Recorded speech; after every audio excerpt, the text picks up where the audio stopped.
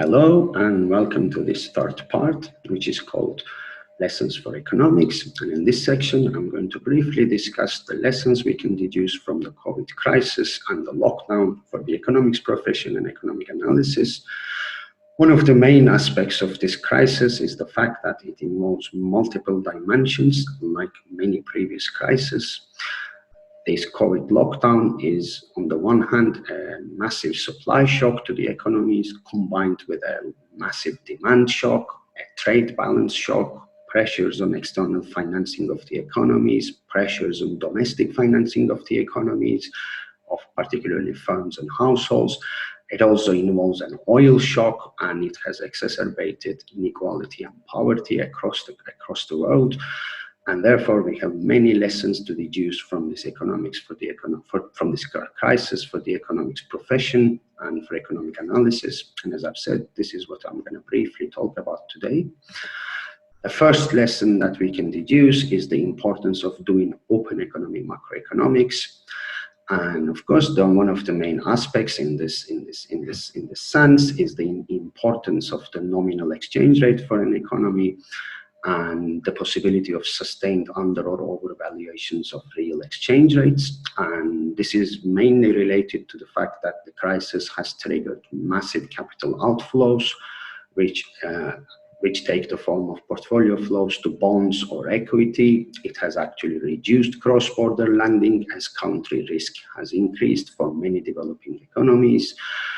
For other developing economies where we observe domestic dollarization, households have actually fled to foreign currency savings, creating further pressure on the nominal exchange rates. Further, the countries had to make debt repayments, and there was a massive drop in remittances, unlike other crises. And all of these have put significant pressures on the nominal exchange rates. In fact, many developing economies have observed large drops, depreciations in their currencies. And this, of course, highlights the importance of focusing on nominal exchange rates, the determination of nominal exchange rates, and many other open economy macroeconomics issues. And second, the crisis has shown us the importance of doing sectoral analysis, because the crisis has had unequal impact on different sectors, and economic models or analysis that focus on aggregated sectors cannot really capture or identify the propagation of the shock through the economy, simply because such models or such analysis do not incorporate intra and inter-industrial linkages in both in production and flow of funds and supply chain issues. So the crisis has shown us that we need to focus on sectoral analysis when we are trying to analyze the impact of a crisis or any other shock. And next, the crisis has shown us the importance of the composition of the domestic economy and domestic demand. To be more particularly, the crisis has revealed the precariousness of service economies, or what we call gig economies.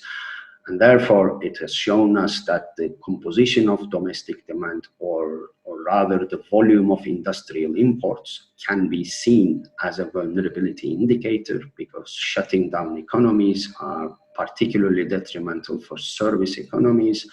And therefore, we need to reconsider comparative advantage and gains from trade, particularly if we take into account the environmental impact of trade as well.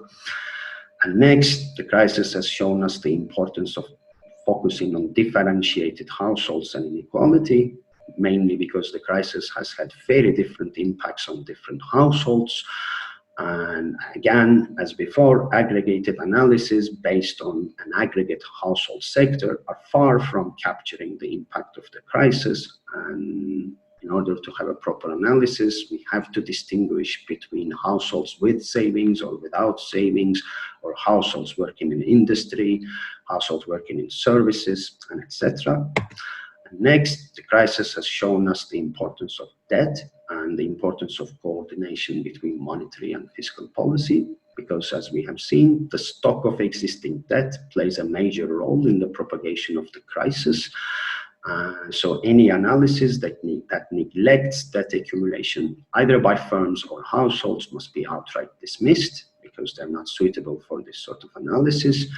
And the crisis has also shown us that the monetary policy may be ineffective in restoring incomes for many, many sectors, and quite the contrary, it might actually make things worse in terms of inequality by increasing financial sector income, and therefore increasing inequality even further.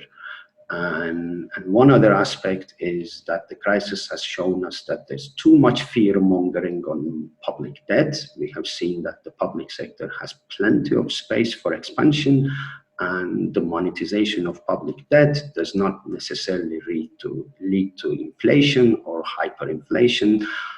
These impacts will necessarily depend on the context that these policies are being implemented. And next, the crisis has shown us the importance of radical uncertainty and market failures, and therefore the importance of planning. As we have seen, there's been massive uncertainty about the disease, about health policies, about the economic outcomes, about timing, about multilateral responses. And therefore, in such an uncertain context, the market responses to the shock may not lead to rapid recovery, and the crisis has shown us the importance of planning and deliberate planning of the economy where needed. And finally, the crisis has also shown us the importance of job security and non-flexible labor markets, because the flexible labor markets have led to rapid job and income losses across the economies.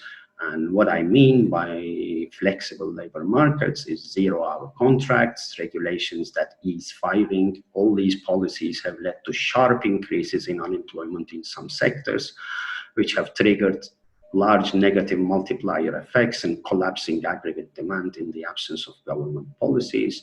And therefore, it is really essential that we consider the resilience of the economy to these shocks as much as its efficiency, because mainly flexible labor markets are defended in terms of efficiency.